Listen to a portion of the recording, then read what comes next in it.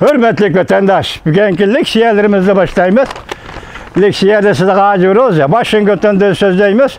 Bugün Çislağa, 2020 yıl 6. ayının 25. günü heptiga, Perşembe. Bugünkü vaziyet doğrusu gap kılsak, Amerika Qo'shma Shtatlar Oqsaroy davlat bexatarligi maslahatchisi. Bugün doklad verip dedi ki, Reis Xi Jinping mustabid, Stalin'den kalışmaydıgan mustabid. Tamam. Kalam tamam. Hürmetli vatandaş, demek muşunun asasınımız ki bunun yazık şekli kelmedi. Ben torbette körüp lazım sizge yetkizdim bu haberini. Yazık şekli kelgende anda tefsili sözleşimiz vatandaşlar. Bugün muşunun münasebetlik ve muşunun münasebetlik leksiyeyle doğrusu tohturumuz hürmetli vatandaşlar. Mavzumunda Devlet İşlakatı Mike Pompeo Cumhur Halk üçün sadaqay turumuz dep görsetdi. Mavzulu haber 6. ayda 24. günü büyük İrat orbiti ilan kılındı. 24. günü yani haftanın 3. günü Devlet İşlakatı Mike Pompeo 2019 yıllık terörizm karıştırış dokladı. Devletler farkı doğrusu da ilan kılgan dokladı da Devlet İşlakatı Mike Pompeo ahbarat ilan kılış bilenle notuk sözde Cungo doğrusu da toxtaldı. Devlet İşlakatı Mike Pompeo yan ciheti bilen bir vasıta söhbetleşkende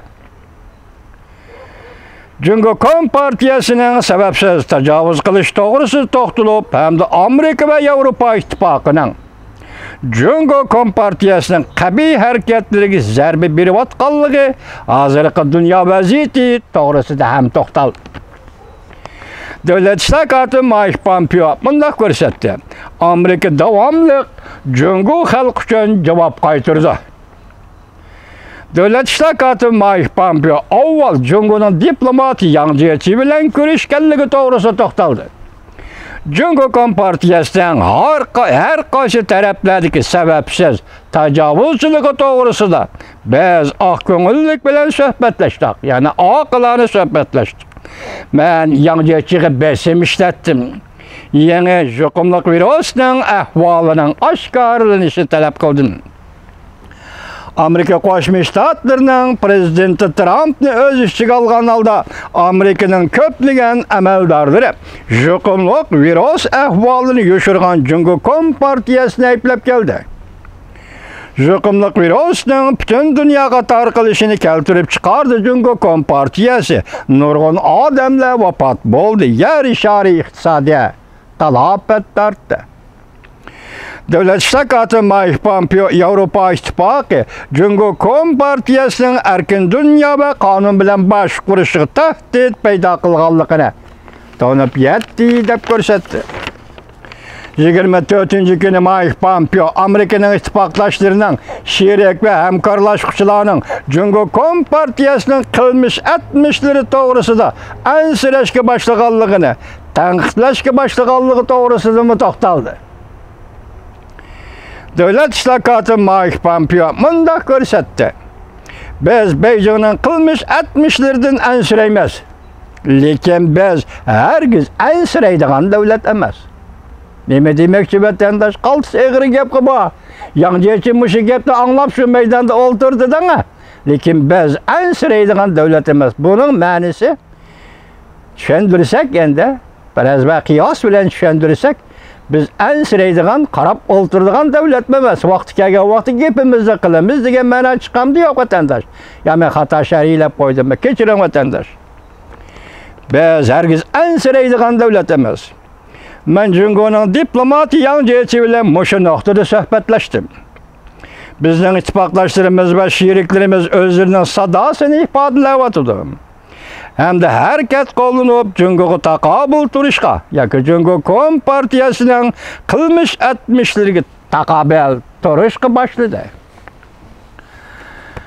Devlet İşlakatı Mike Pompeo Avrupa İttifakı Tashqi ishlar ministri bilan suhbat o'tkazganligi hem de o'tgan juma kuni Kopenhagen'da o'tkazilgan Dunyo demokratiyasi to'g'risidagi yig'inda Yevropa Ittifoqi Jungo Kompartiyasining qilmishlari erkin dunyo va qonun bilan bosh qo'yishga tahdid paydo qilganligini tunib yetganligi to'g'risida to'xtalganligini bildirdi.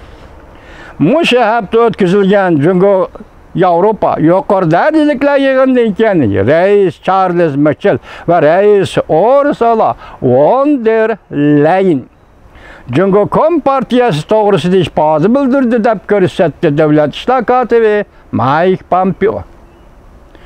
Davlat ishlar kotibi Mike Pompeo haftaning 3-kuni yana bunday ko'rsatdi. Yangi elchi bilan ko'rishganda 7 davlat guruhi bir parcha bayonot e'lon qilib, Beijingning Hong Kongda bostirish elib borganligini aybladi. Bostirish degandagi namoyishchilarga Mushning suyuqligini chechishlik, yosh oqquzadigan bomba etish degan ma'nodagi shu shakldagi bostirishlarmi? Davlat ishlar kotibi Mike Pompeo orqadan bunday ko'rsatdi. Hamma nihoyat yaxshi bo'lyapti, lekin biz davomlashtirishimiz kerak. Jungo Kompartiyasi o'tkazdi, Jungo Afrika yuqori darajaliklar yig'inida soxta va'dalarni berdi. Palapattash bir nimalarni dedi. Bu so'zda Afrika xalqiga kerak bo'lgan erkinlik va gullanish elib kelolmaydi.